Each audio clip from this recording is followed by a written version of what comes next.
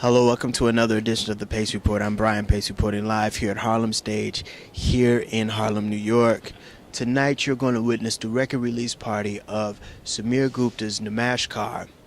Sameer has really played straight ahead jazz with the Marc Cary focus group, but tonight he's playing music from his CD that represents Indian music, jazz, as well as soul and other world music influences.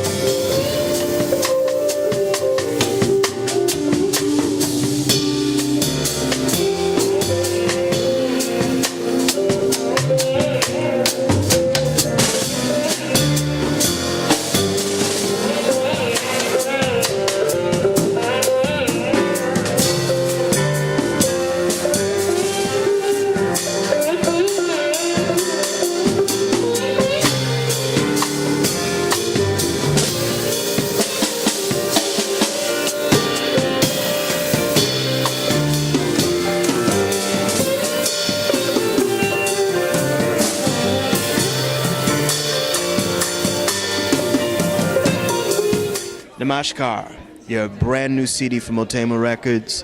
It's a fuse of Bollywood, jazz, fusion, and other world influences. Tell me how this project came about.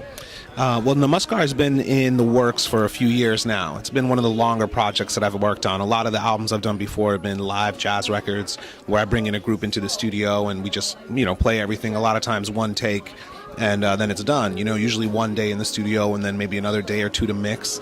And then the CD can be done within a few days in a way. But with Namaskar, it ended up being a lot more of a produced endeavor. And so I paired up with Mark Kerry, who I've been working with for a long time, and I have a huge amount of respect for his production skills.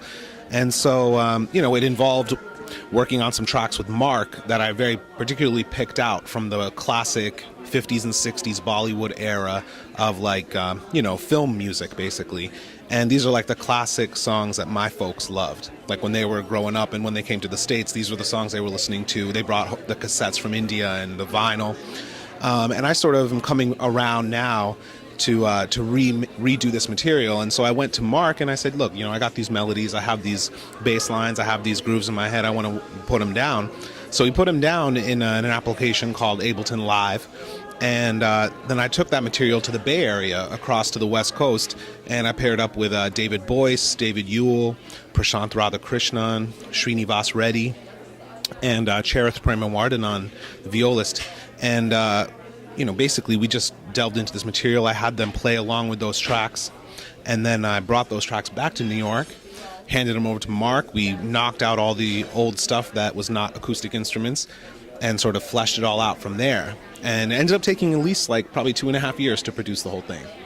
Now this performance here at Harlem Stage really kind of represents basically not only your fusion, but you're also bringing in traditional Indian instruments to this whole ensemble. Yeah, that's exactly right. When I came back to New York with the tracks, I very particularly wanted to get two artists.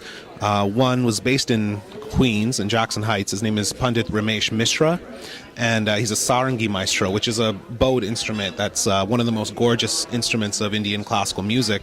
And he's a specialist in the folk music of India, and the way that he plays is really just unbelievable. People have recognized him as a great musician, and so he's an elder artist who I was able to get based on my connections with other musicians, and we've played together in other contexts. And so I approached him, and he totally was into it. And then the tabla maestro, who happens to be my guru, Pandit Anindo Chatterjee, is also on the record playing tabla. And we're pairing up on a lot of the tracks where I'm playing drum set and he's playing tabla, and that's the first time I've delved into that with anybody. And so it was an honor that it was my own teacher. For the first time I was able to explore that.